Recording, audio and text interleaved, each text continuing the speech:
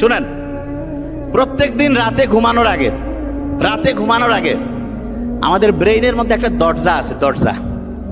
সেই দরজাটা যখন খুলে যায়, ওই সময় আপনি পিছনের দরজা দিয়ে ভিতরে ঢুকে বাচ্চাকে যা বলবেন, 1 দিন 7 দিন 1 মাস 6 মাস বলতে থাকবেন, ওইটা ওইখানে পার্মানেন্টলি লেখা হয়ে যাবে। এবং ওই দরজাটা খুলে রাতে ঘুমানোর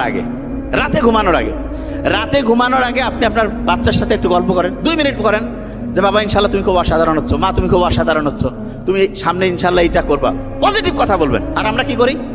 তোকে দেওয়া হবে না, তুই তো শেষ, সারাদিন কি করছিস। তার মানে এই জিনিসটা ওই সময় দরজা খুলে ওই সময় যেটা বলবেন সেইটা হবে, আর আপনি ওই সময় নেগেটিভ কথা বলেন, নো, নেভার।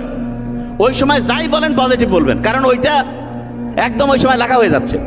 একটা হচ্ছে তাহলে রাতে ঘুমানোর আগে, আরেকটা আছে সেটা কখন? সেটা হচ্ছে ভোরে ঘুম থেকে উঠে, সকালে ঘুম থেকে উঠে।